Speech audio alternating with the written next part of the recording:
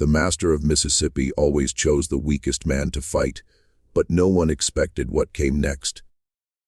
In the heart of Mississippi in 1858, Master Calvin Thornwood had a brutal ritual. Whenever a slave stopped being productive, he called them for one final fight right there in the middle of the plantation, under the scorching sun, in front of everyone. The rule was simple: win and earn your freedom, lose and die fighting. For the master, it was a way to dispose of those who no longer served him and to fill the others with terror. He would call anyone, an old man, a weak young worker, even a sick boy. His violence was the plantation spectacle. 23 men had faced him. 23 men had died. But on a humid August morning, something different happened. The man Thornwood, called that day, had been acting strangely for weeks. Moving slower, coughing more, stumbling in the fields. Everyone thought he was dying. Everyone except one person. When the master issued the challenge, the plantation fell into absolute silence. The weak man stepped forward. No fear in his eyes, no hesitation in his steps. And in that moment, some of the older slaves recognized something. A pattern they'd seen before. A strategy older than the plantation itself. What happened next would change everything. But the master had no idea what was coming. Before we continue this incredible story of vengeance, don't forget to subscribe to the channel and comment which city you're watching this fight from. Let's keep going. Thornwood Plantation sat on 4,000 acres of Mississippi Delta land, rich, dark soil that produced cotton in abundance. The kind of land that made white men wealthy and black people suffer. In 1858, the plantation was at peak production. 312 slaves worked from dawn until dark 6 days a week, with only Sunday afternoons for rest. They lived in rows of crude cabins behind the main house, slept on wooden pallets, ate rations of cornmeal and salt pork, wore clothes made from the cheapest fabric, existed in a state of permanent exhaustion and fear. Calvin Thornwood owned all of this, had inherited the plantation from his father, Richard Thornwood, in 1851. Calvin was 28 years old when he became master, young, ambitious, and determined to prove himself even more successful than his father. Richard had been a traditional plantation owner. Cruel, yes, but predictably cruel. Whipping for infractions, sales to separate families, overwork until bodies broke, standard methods of control that every plantation used. But Calvin wanted something more. Wanted absolute dominance. Wanted his slaves to fear him in ways they'd never feared his father. He studied methods of control, read books about breaking horses, applied those principles to breaking people, developed techniques of psychological torture, of unpredictable violence, of spectacles designed to traumatize and terrorize, and his most effective spectacle was the fights. The ritual started in March 1855. A slave named Abraham had turned 63 that year. His hands were gnarled with arthritis. His back was permanently bent from decades of field work. He couldn't keep up with the younger workers. Slowed down his picking crew. Calvin watched him struggling for a week. Then one morning called him to the center of the workyard, announced to the assembled slaves that Abraham would fight him. If Abraham won, he'd be freed. If he lost, well, he wouldn't need freedom anymore. Abraham was terrified, knew he had no chance against a healthy young master. But what choice did he have? Refuse and be whipped to death. At least fighting gave him a slim possibility of survival. So he fought, raised his arthritic fists, tried to defend himself. Calvin toyed with him for 30 seconds, let him throw weak punches that missed. Then Calvin struck back. One massive blow to Abraham's jaw. The old man went down, didn't get up. Calvin kicked him in the ribs, in the head, in the back. Kept kicking until Abraham stopped moving, stopped breathing, died in the dirt while 300 people watched. Calvin stood over the body, breathing hard, covered in Abraham's blood, and he smiled, looked around at the terrified faces. Anyone else want to slow down? Want to become useless? This is what happens. This is what awaits you. The message was clear. Work until you drop or die fighting. Those were the only options. The other plantation owners heard about Calvin's method. Some criticized it. Charles Morrison from the neighboring plantation told Calvin he was destroying valuable property, that selling old or sick slaves was more economical than killing them. But Calvin disagreed. Fear is worth more than the sale price of a worn-out slave. One dead man in the dirt teaches 100 others to work harder. That increased productivity pays for the loss. And he was right.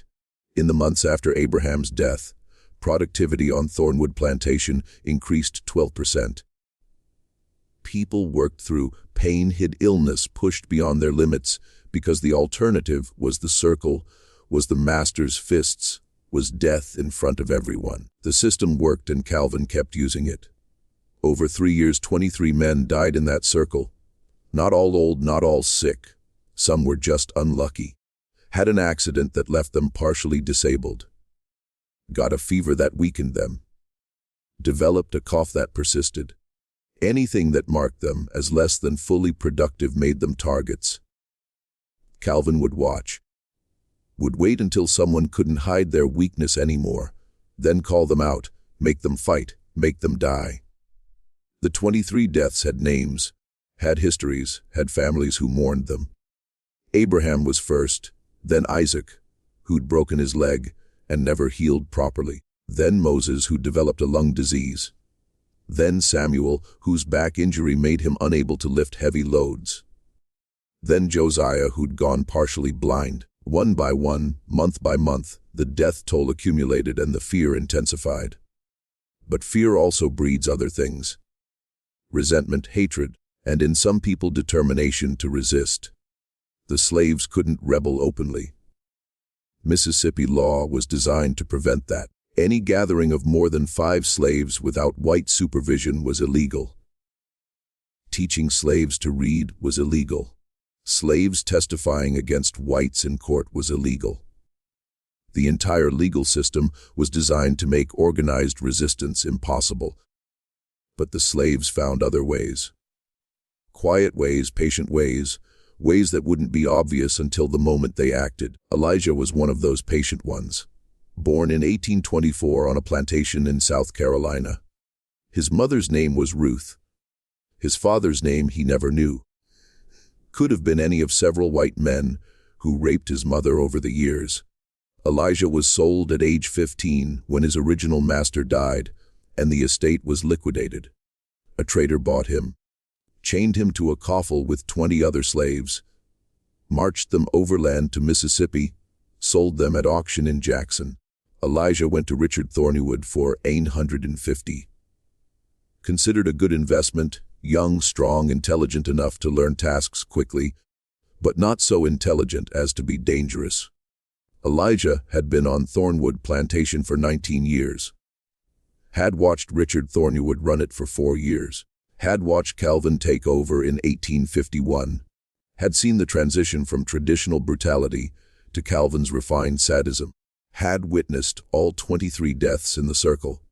And through all of it, Elijah had been careful, had played the role of the good slave, hard worker.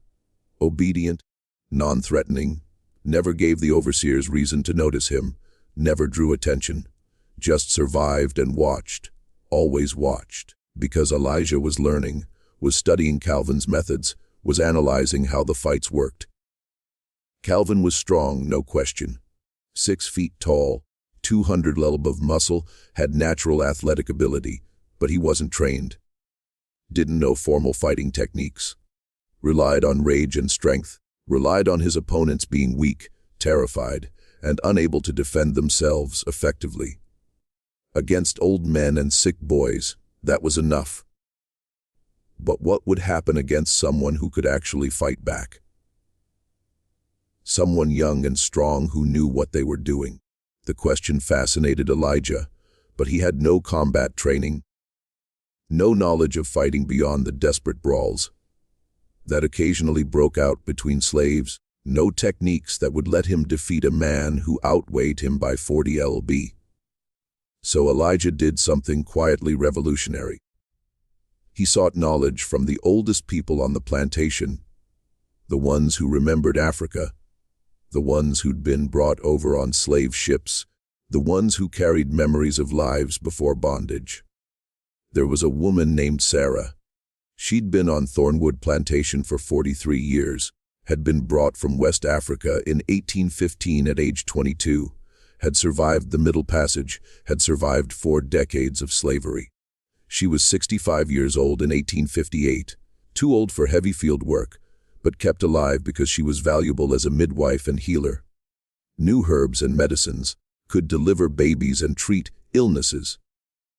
The plantation needed her skills, even if her body was failing. Sarah also knew things the white people didn't know. Combat techniques from her homeland.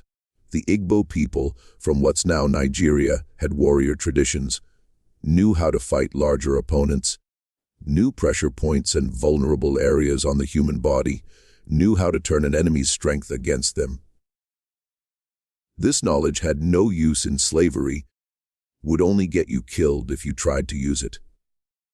But Sarah remembered, and when Elijah approached her quietly one evening, when he asked if she knew how to fight, she understood what he was planning. "You want to face the master?" She said it wasn't a question. They were alone near the well. Nobody could overhear. Elijah nodded. "I'm tired of watching people die. Tired of living in fear. I want to do something, even if it kills me. Want to at least try." Sarah studied him, saw the determination, saw the anger that had been building for 19 years, finally spoke.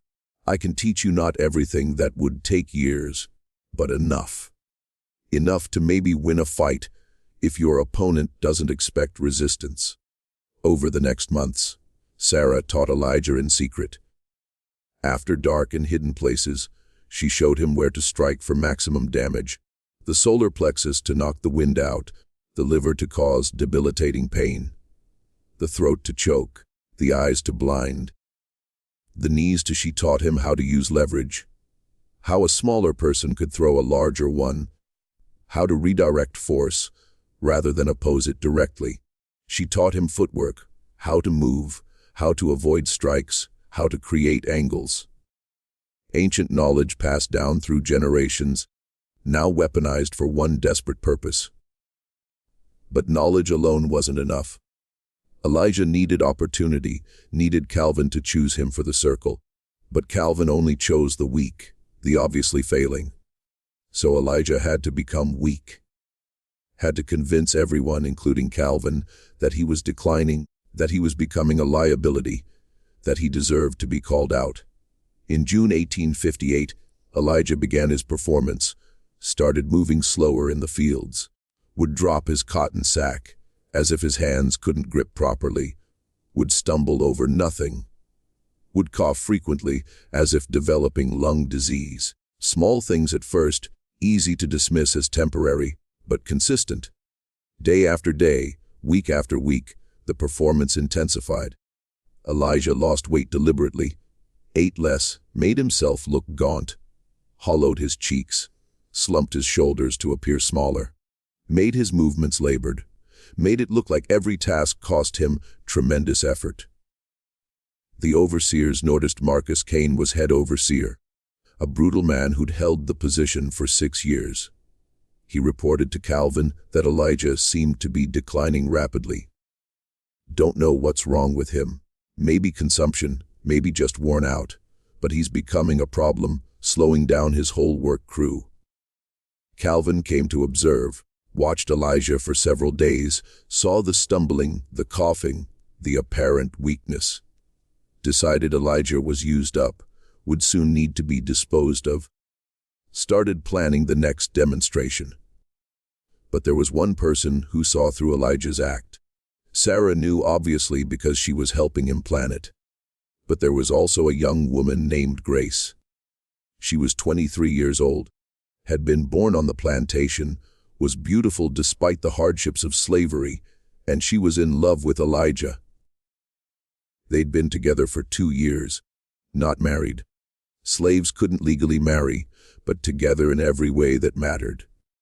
Grace knew Elijah better than anyone, knew his real strength, knew his intelligence, and she realized what he was doing. She confronted him one night. They were alone in his cabin. "You're planning something. Planning to get called to the circle. Planning to fight Calvin." Elijah didn't deny it. Couldn't lie to her. "I have to do something. Can't just wait to get old and die in that circle like everyone else." Grace's eyes filled with tears. "You'll die anyway. Even if you win the fight, they'll kill you afterward. You know that. There's no escape from this." Elijah took her hands. "Maybe, probably. But I'd rather die fighting than die begging. Rather die trying to hurt him than die for his entertainment.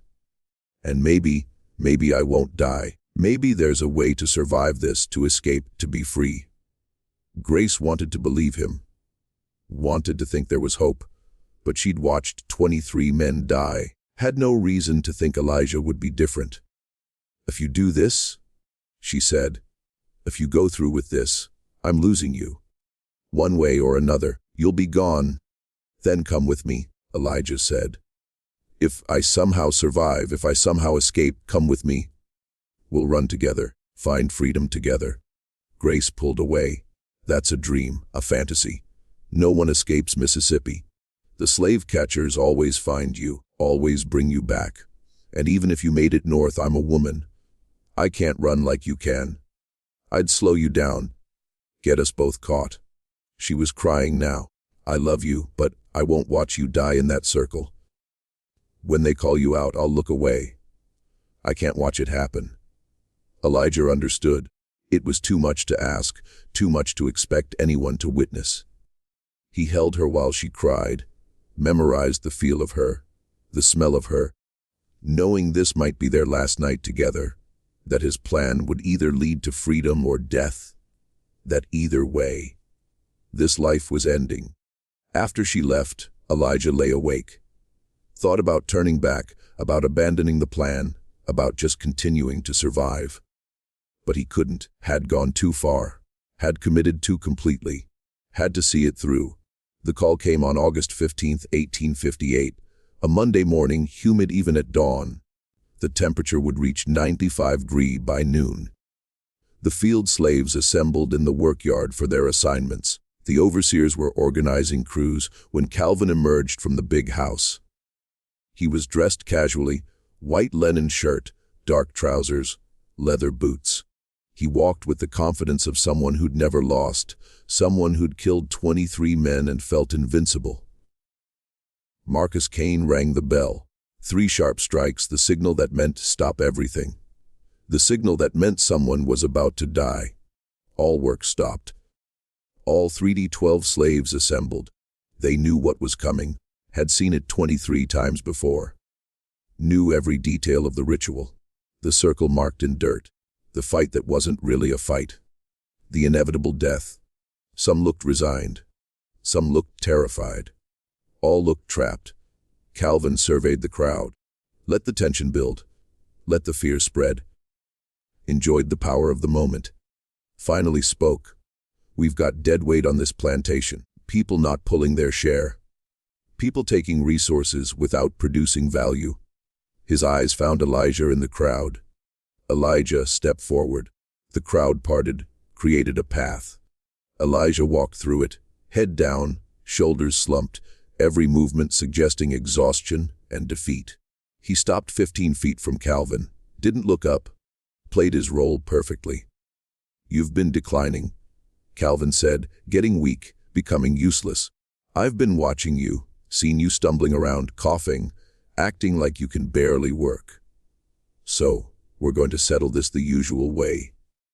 You and me, right here, right now. Same rules as always.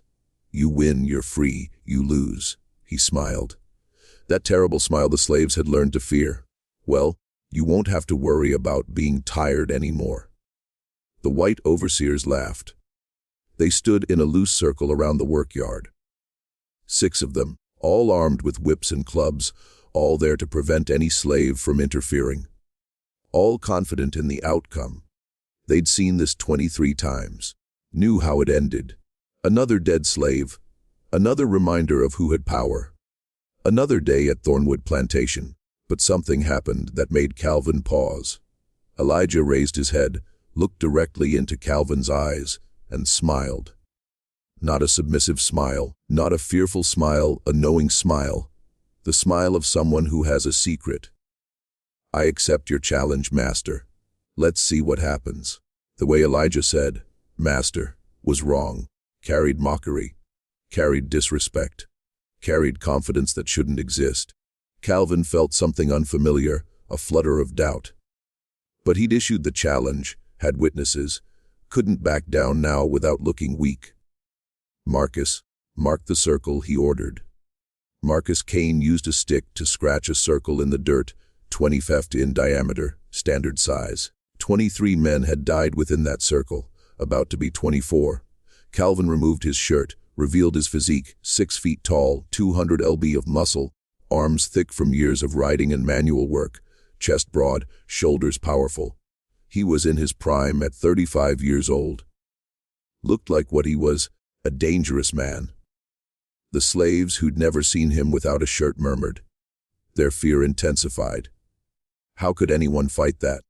Then Elijah removed his shirt and everything changed. His body wasn't wasted at all, was lean and defined. Muscles clearly visible under skin, scars everywhere. Back, chest, arms. Testimony to 19 years of slavery. But underneath the scars was strength, real strength, not the appearance of weakness he'd been showing for 2 months. His actual body. Grace gasped.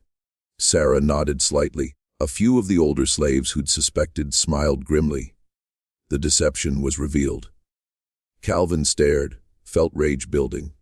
"You've been playing me, pretending to be weak, making a fool of me." Elijah shrugged. "You chose to believe what you saw.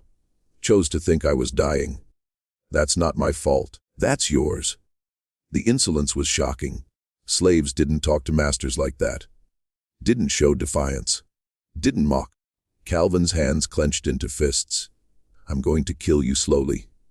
Going to make you regret every word, every lie, every moment you thought you were clever." "Maybe," Elijah said, "or maybe today is the day you learn you're not invincible, that you can be beaten, that you can die." He rolled his shoulders, loosened his neck, bounced on the balls of his feet, moved like someone who knew how to use his body, like someone who trained. Calvin felt doubt intensify, but also rage. This slave needed to be destroyed, needed to be made an example, needed to die badly. Marcus dropped his hand. The fight began.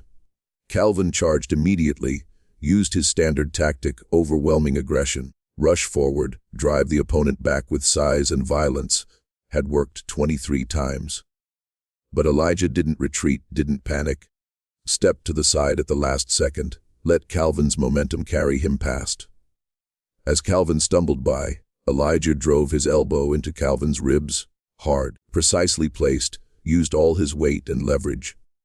The impact broke 2 ribs. Calvin gasped. Pain exploded through his chest. He'd never been hurt in these fights. Never felt real pain. Had always been the one inflicting it. The shock was almost as bad as the injury.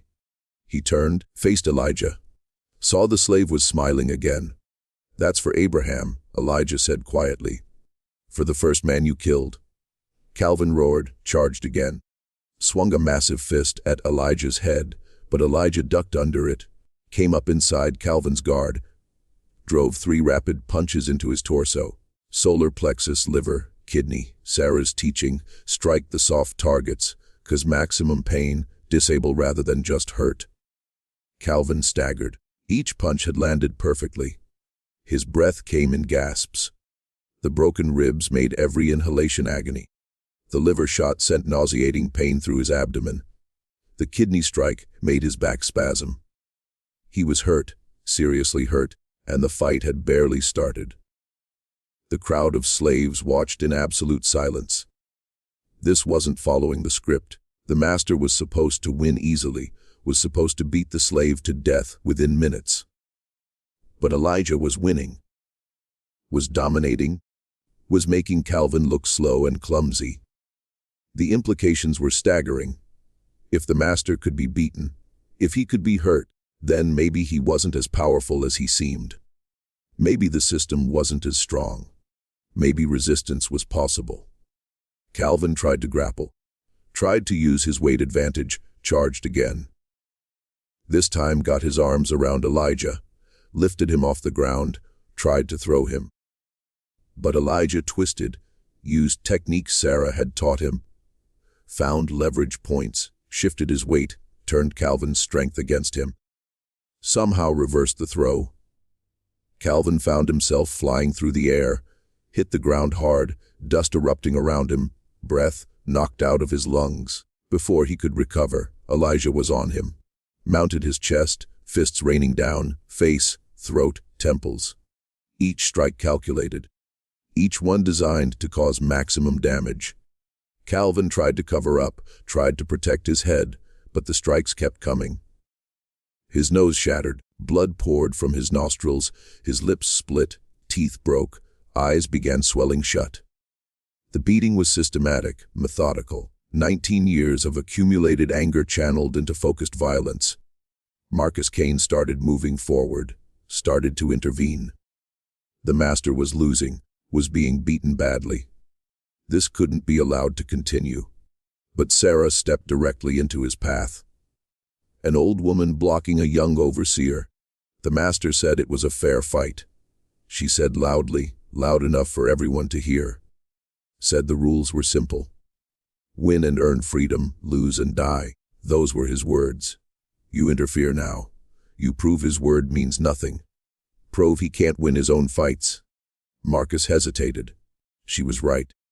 Calvin had made this public. Had announced the rules in front of witnesses. If the overseers interfered, it would undermine everything. Would show that the master's promises were lies, would show he couldn't win without help.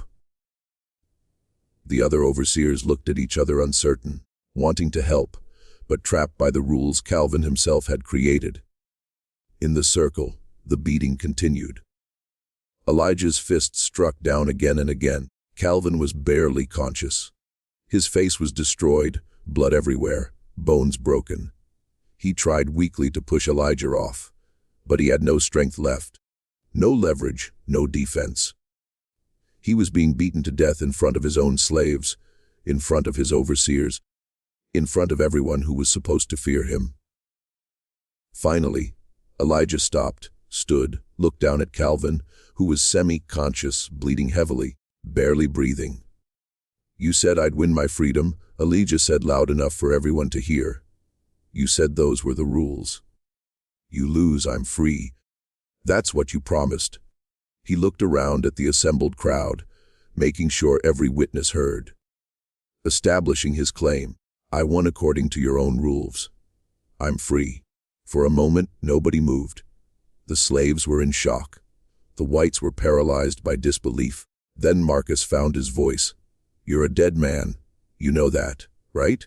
Even if you won the fight, you can't walk away from this. We'll hunt you down. We'll kill you. And it'll be slow. It'll be painful. We'll make an example that lasts for days. Elijah nodded. Probably. But for right now, for these few minutes, I'm free. I beat him. I won.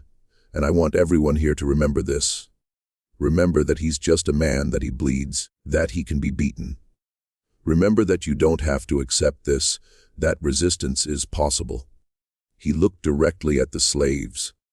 Spoke to them, not to the whites. Remember me. Remember what happened here.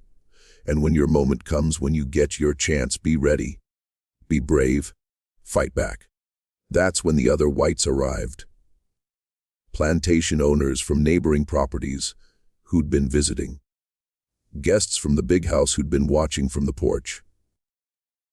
Other overseers who'd been working distant fields.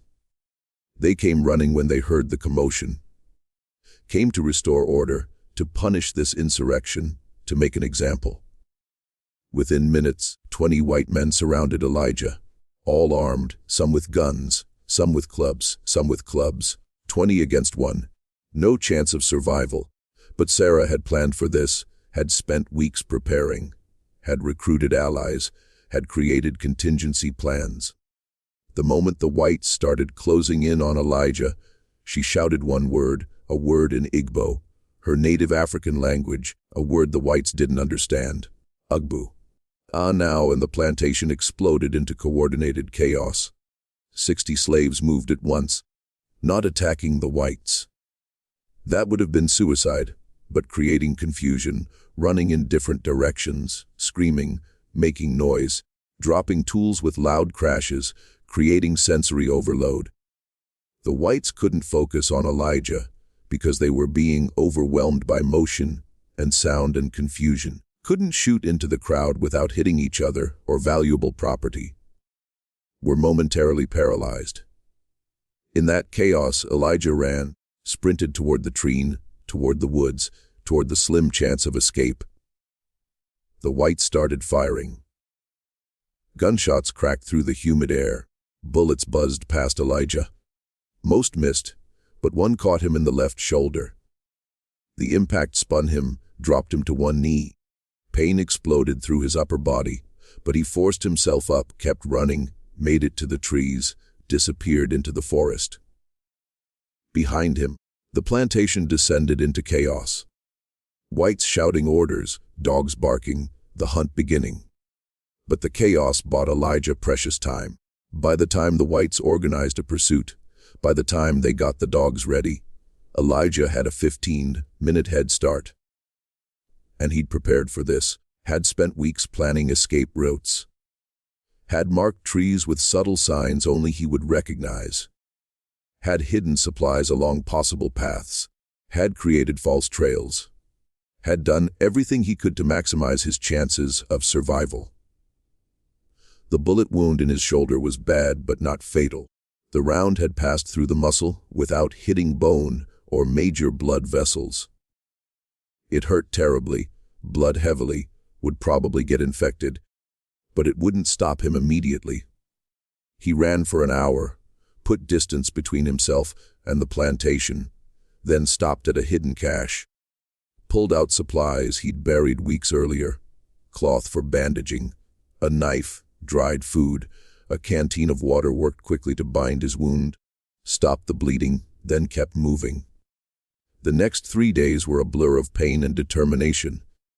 Elijah moved mostly at night, slept in hidden places during the day, followed streams to mask his scent from the dogs, avoided roads and settlements, survived on the supplies he'd cached and on foraged food. The wound in his shoulder became infected on the second day. Fever set in. His body shook with chills despite the August heat, but he kept moving north. Always north, following the North Star, following the path to freedom. Behind him, Thornwood Plantation was in turmoil. Calvin survived the beating, but barely. Spent 2 weeks in bed. Doctor from town said he'd live, but would never be the same. Broken bones, healed, wrong, face permanently disfigured, lost his right eye, suffered constant pain from his injuries. But worse than the physical damage was the psychological wound. He'd been beaten publicly by a slave. Everyone had seen his mystique was shattered, his authority destroyed. He was just a man who could bleed and lose and be humiliated. The other plantation owners were horrified. Not by Calvin's methods, most approved of those, but by his failure. He'd shown weakness, had allowed a slave to defeat him, had created a dangerous precedent. The story spread rapidly. Within days, every slave in the county knew about Elijah beating Master Thornwood. The story gave them hope, gave them ideas, gave them belief that resistance was possible. The plantation owners knew this was dangerous, tried to suppress the story, claimed Elijah had cheated somehow, claimed Calvin had been ill, made excuses. But the slaves knew the truth, had seen it, and couldn't be convinced otherwise. Calvin sent slave catchers after Elijah, professional bounty hunters who specialized in tracking runaways. offered a $1,000 reward, an enormous sum, enough to motivate hunters from multiple states. They searched for weeks, found signs of Elijah's passage, blood on leaves from his wounded shoulder, footprints in mud, evidence he'd camped in certain locations. But they never caught him, never even got close. Because Elijah had help. The Underground Railroad, the secret network that helped escaped slaves reach free states. Conductors had been watching Thornwood Plantation, had heard about Calvin's brutality, had been looking for ways to help. When they learned about Elijah's escape, about his brave fight, they mobilized resources, found him in Tennessee. He was barely alive. Infection had nearly killed him. Body wasted from fever and lack of food. But he'd made it out of Mississippi, was in reach of freedom. The conductors hid Elijah in a root cellar for 2 weeks, treated his infected wound, fed him, let him recover strength, then moved him along the network from Tennessee to Kentucky, from Kentucky to Ohio. Each leg of the journey risky, each border crossing dangerous. But the conductors were experienced, had moved hundreds of escaped slaves, knew the routes, knew the safe houses, knew how to avoid slave catchers. In October 1858, Elijah crossed into Ohio, collapsed in the home of a Quaker family named Miller, was delirious with fever. The Millers nursed him back to health. Took weeks, but slowly Elijah recovered. His shoulder healed, his strength returned, and for the first time in his life he was free. Actually legally free, standing on free soil. No longer property, a human being with rights, but freedom came with grief. Elijah had left people behind. Grace, the woman he loved. Sarah, who taught him how to fight. The 60 slaves who'd created chaos to help him escape. He learned later that Sarah had been whipped nearly to death as punishment for her role, that 3 other slaves had been sold south, that Grace had been sold to a plantation in Alabama. All because they'd helped him. The guilt was crushing. He'd won his freedom at the cost of their suffering. Elijah tried to return for them, tried to organize a rescue, contacted abolitionists, offered to guide a raid, but they refused. Too dangerous, too likely to fail, too likely to get everyone killed.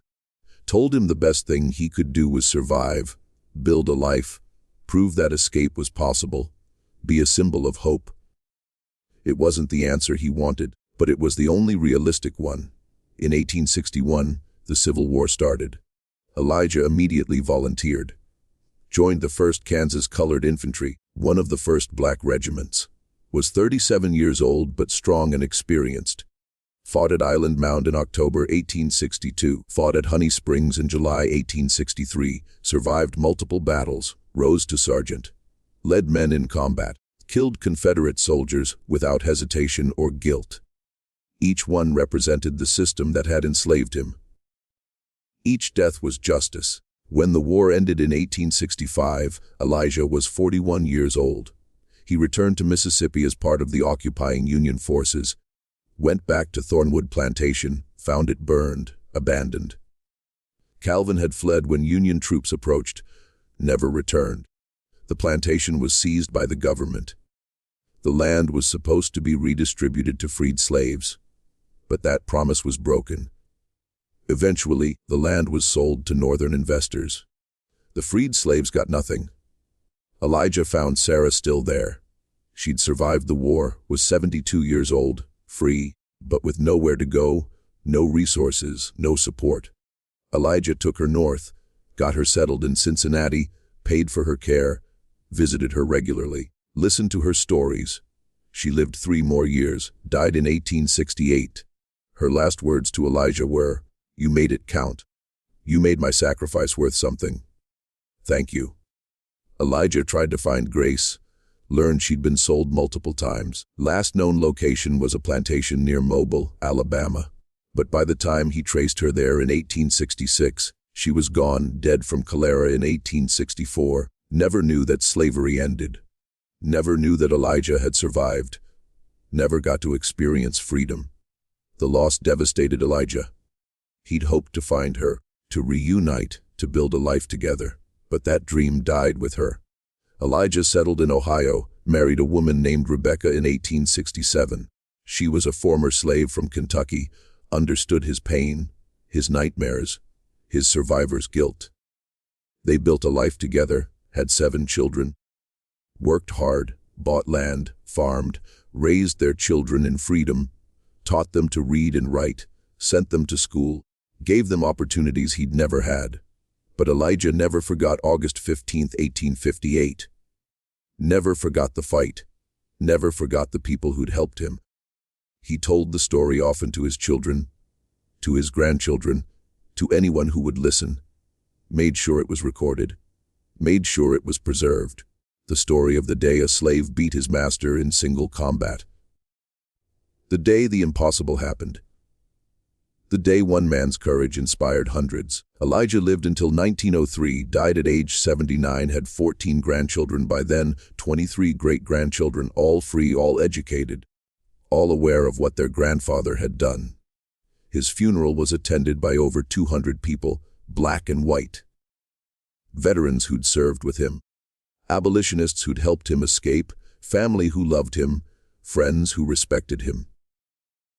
They buried him in a cemetery outside Cincinnati. His gravestone read, Elijah Freeman, born into bondage 1824, died in freedom 1903. He fought back. The story of Elijah and Calvin spread through multiple communities.